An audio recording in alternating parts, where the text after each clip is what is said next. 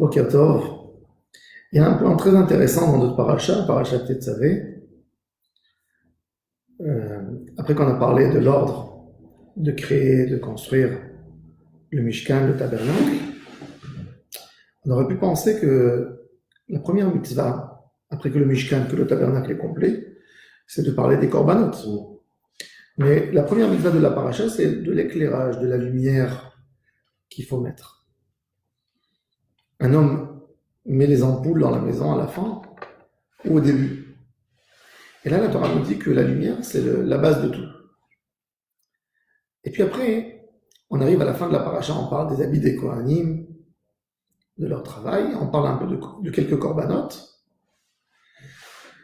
on parle de l'autel où on sacrifiait les corbanotes qui faisaient 1,5 mètre de hauteur, 3 amot, et après, on parle de l'autel où on mettait les encens.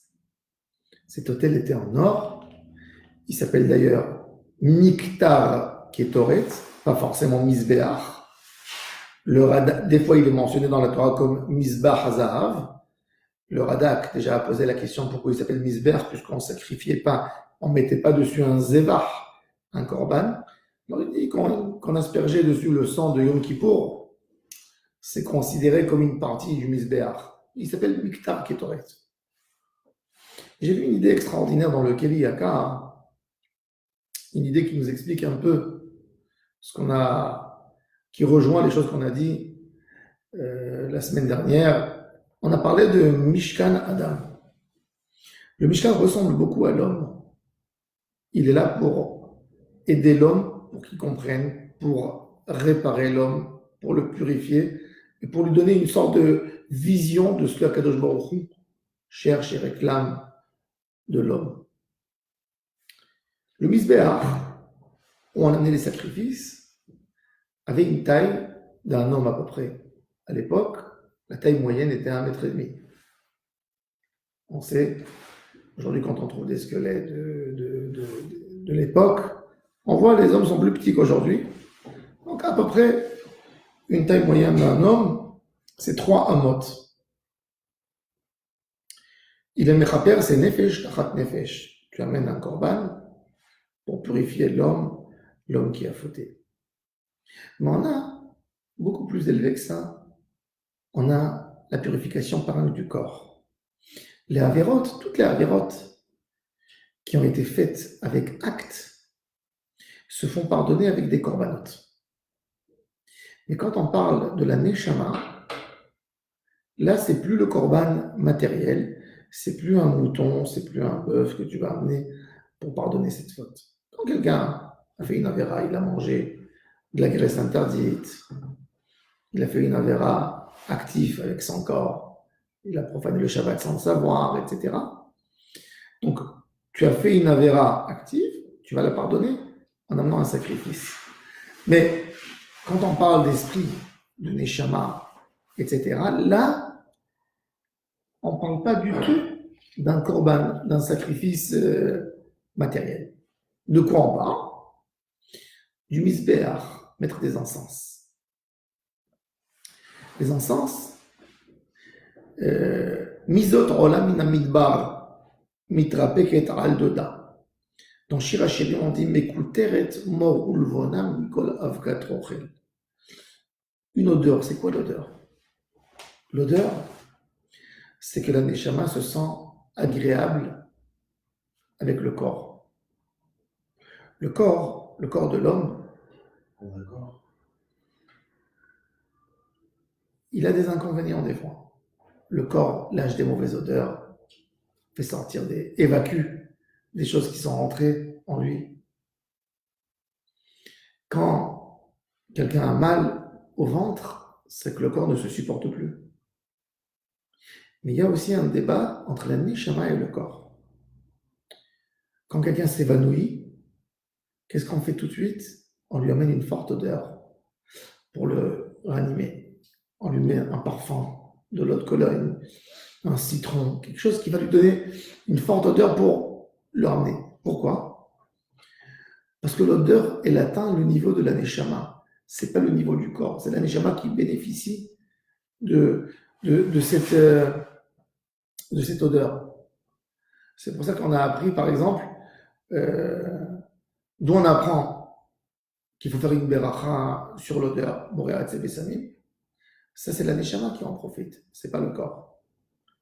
Al-Kol Neshama, Kol Neshama Te'alelia, la Gemara a dit, même sur quelque chose que la neshama elle tire profit, Te'alelia. C'est quoi? C'est le bossem. Motaï Shabbat, quand la neshama était rentrée, on avait une neshama en plus qui est rentrée, Erev Shabbat, dans notre corps, elle est partie. Donc pour calmer, pour apaiser la neshama, notre neshama, nous qui restait seule, qu'elle a plus la neshama yetera, on lui donne à sentir une bonne odeur, boré Hatze Besamim. Yom Tov, qu'il n'y a pas de neshama yetera, il n'y a pas de Hatze Besamim dans la Havdalah. On veut essayer de calmer l'âme. Kadosh Baruch Hu te dit, quand tu répares un acte, il ne suffit pas de le réparer uniquement quand quelqu'un a fait du mal à l'autre. Il lui a appris quelque chose. Il ne suffit pas que de rendre ce que tu as appris. Il faut guérir même la neshama. Il faut que la neshama, elle se dise, je suis en harmonie avec le corps où je me trouve. Je ne suis pas dégoûté du corps où je suis. Et ça, c'est le rôle du Misbeach à Ketoret. Ça, c'est les Ketoret qui étaient là pour nous dire qu'il ne suffit pas de réparer que dans l'acte. Il faut réparer aussi la neshama. Un homme qui a mangé taref, il va amener un sacrifice, il veut jeûner. Jeûner, ça n'a pas encore réparé le niveau de la neshama. Il a réparé le niveau du corps, du moment que le corps souffre. Alors il dit, cette souffrance va me pardonner sur ce que j'ai fait comme avérote dans mon corps. Mais la neshama doit avoir une purification, vraie purification. C'est pas qu'avec ça.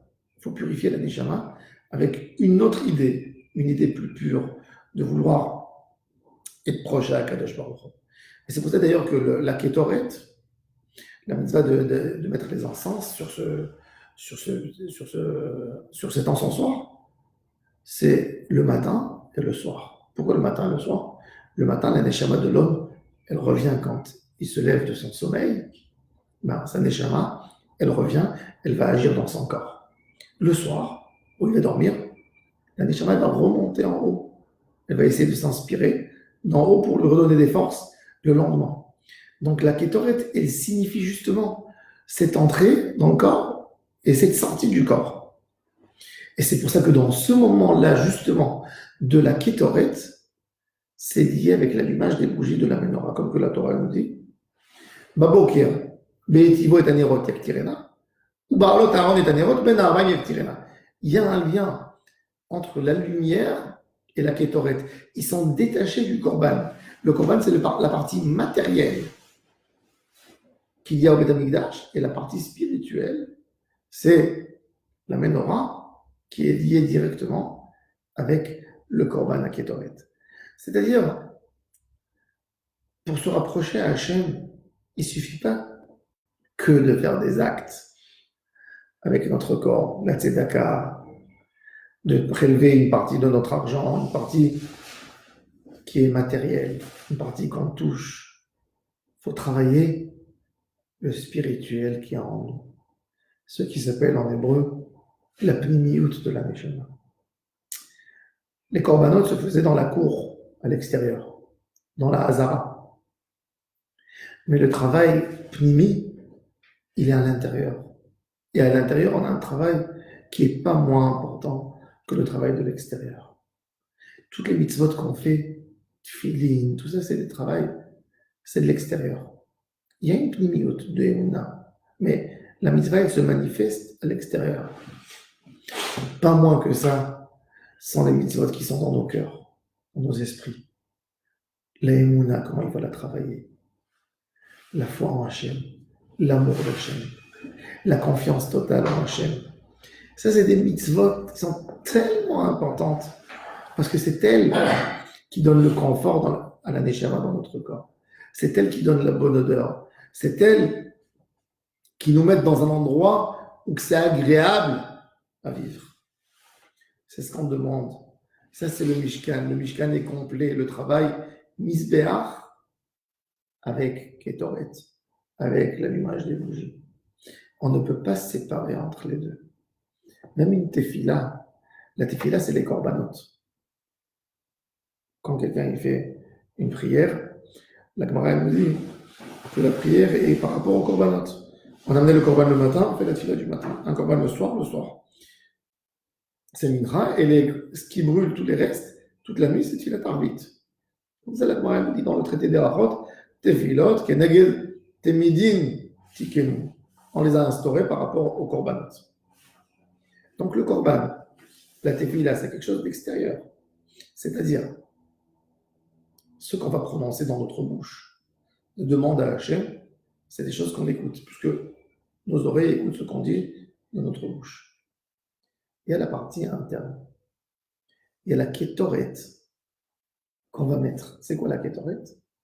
Alors c'est très intéressant. Il y a une tfila qu'on commence. La tfila, c'est une partie indispensable de la tfila. La kétoret, c'est la prière de mincha. Mincha. Mincha, même ceux qui n'ont pas eu l'habitude de faire les korbanot le matin, ils font la kétoret. Mincha. On parle du travail de la kétoret. Et pourquoi dans mincha dafka? Pourquoi uniquement mincha? Parce que mincha, c'est vrai que je manifeste ma prière, mais il y a quelque chose d'intérieur. Je veux investir. C'est un investissement de la neshama. La prière du matin, tu te lèves de ton lit, avant de sortir au travail, tu prends tes tefilines, tu les mets et tu fais une tefila. Le soir, tu rentres à la maison. Avant d'aller dormir, tu te mets le côté, tu fais ta tefila. Mais mincha, en pleine activité, tu montres que tu n'oublies pas Hashem Barach. Tu as fait un effort. Là, ta neshama, elles sont plus l'attachement spirituel que tu as avec Akadosh Baruch Hu, plus que Shachrit et plus que Arbit. Parce que tu as fait un effort. C'est un effort de neshama. Et c'est pour ça que la tfila, dans la tfila de Mincha, nous les séparades, on a l'habitude de dire Tikon tefilati ki etoret lefanecha. Que cette prière de Mincha, qui vient en difficulté, ne pas rater la shkia. On n'a pas, c'est pas comme dans la journée et le matin. C'est pas comme le matin et le soir. Tikon tefilati ki etoret. Il y a un travail spécial qui met l'amour dans mon cœur à Hachem, qui met quelque chose d'agréable dans ma avodat Hachem. C'est ce qu'on demande. Ça, c'est Tikon tefilati ki etoret lefanecha. C'est-à-dire que la vraie purification de l'âme, le vrai attachement à Kadosh Baruch Hu, il ne peut pas être que matériel. Il est obligé d'être attaché à une sorte de spiritualité, à une sorte de rapprochement à la Shekhina qui se fait avec un investissement que tu vas faire, avec un travail supérieur, avec un investissement supérieur que tu vas prendre pour ta Neshama. Et c'est là que tu vas éclairer ta Neshama, et c'est là qu'il va y avoir le vrai attachement avec Akadosh Baruch Hu. Bonne journée à toutes et à tous.